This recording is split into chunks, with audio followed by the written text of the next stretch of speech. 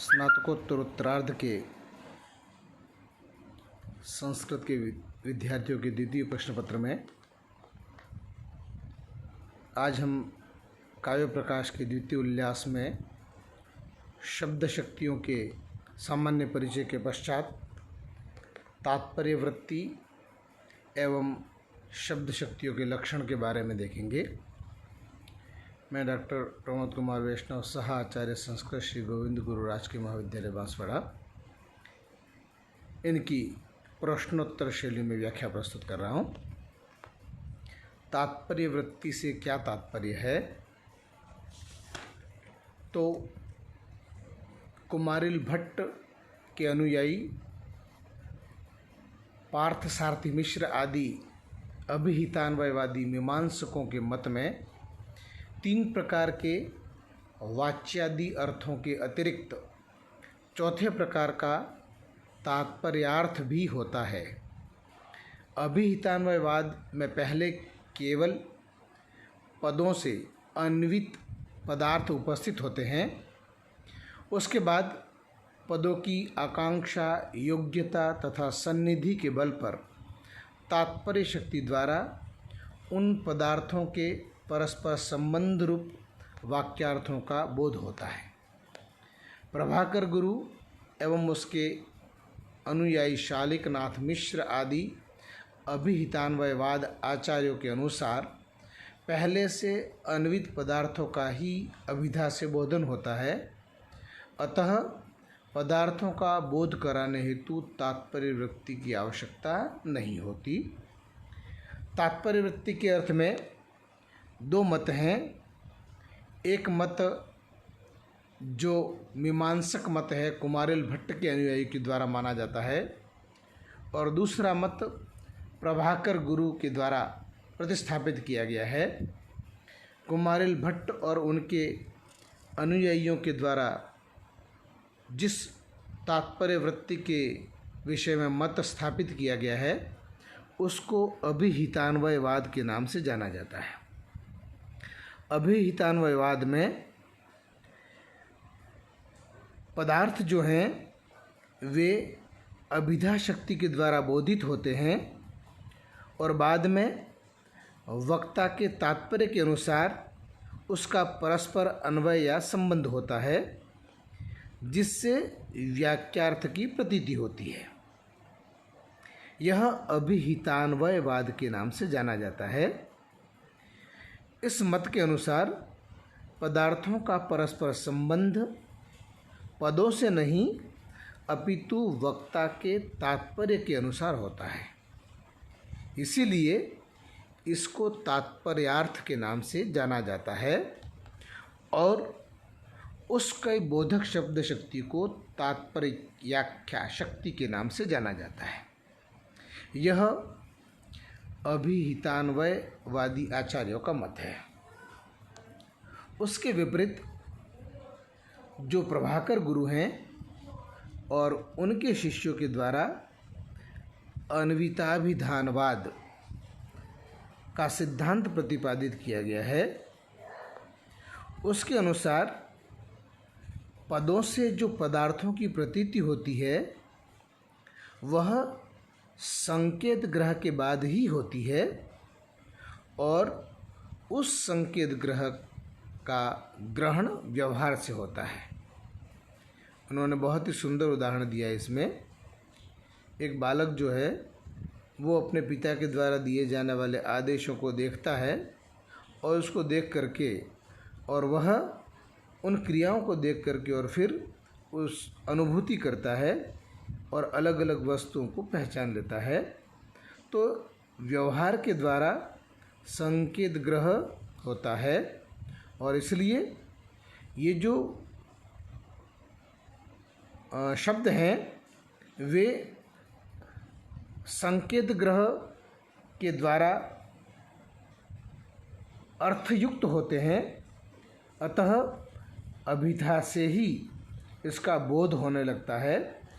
इसलिए इस सिद्धांत को अन्विताभिधानवाद के नाम से जाना जाता है।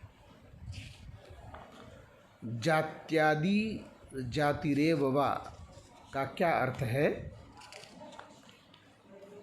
सांकेतिक अर्थ के 4 भेद कहे गए हैं। जाति, गुण, क्रिया तथा यदृच्छा, ये 4 भेद हैं। साक्षात सांकेतिक अर्थ की प्रतीति जहाँ होती है वह वाचक शब्द कहलाता है। उस वाचक शब्द के लक्षण में सांकेतिक अर्थ आया है। वो सांकेतिक अर्थ क्या है और उसके भेद क्या हैं? तो सांकेतिक अर्थ के 4 भेद कहे गए हैं। इस कारिका में जात्यादि, जाति रेवा में इन 4 का उल्लेख किया गया है। जाति, गुण, क्रिया तथा यदृच्छा, इन 4 को संकेत ग्रह के नाम से जाना जाता है। अभिधा शब्द शक्ति की परिभाषा दीजिए। अभिधा शब्द शक्ति की परिभाषा है सह मुख्योऽर्थस्तत्र मुख्यो व्यापारोऽस्याधिभोच्यते।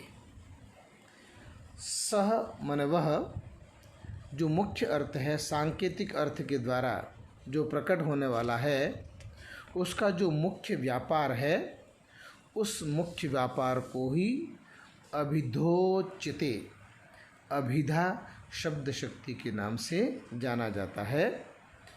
जो साक्षात अर्थ है, जो सांकेतिक अर्थ है, वही मुख्य अर्थ कहलाता है। और उस मुख्य अर्थ का बोधन कराने वाला जो व्यापार है, उस व्यापार को ही अभिधा शब्द शक्ति के नाम से जाना जाता है। तो यह अभिधा शब्द शक्ति की परिभाषा है।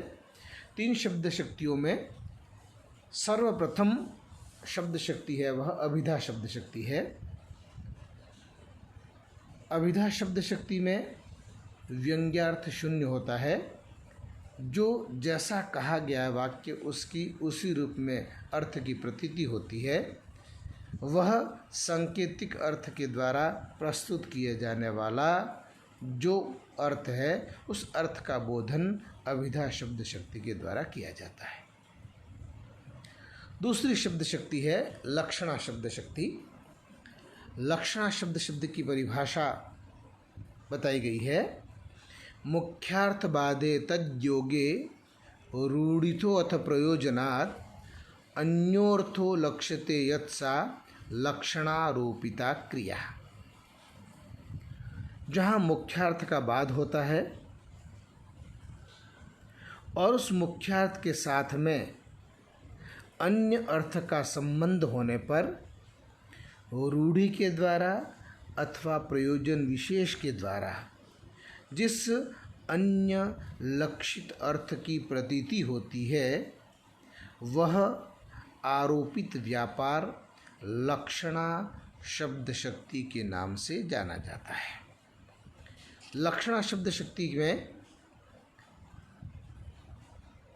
मुख्य अर्थ का बाद होता है।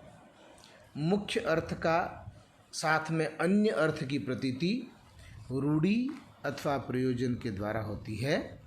तो रूढ़ि और प्रयोजन के द्वारा जब मुख्यार्थ का बाद होने पर तत्संबंधित अन्य भिन्न अर्थ की प्रतीति होती है, उसे लक्षणा शब्द शक्ति के नाम से जाना जाता है।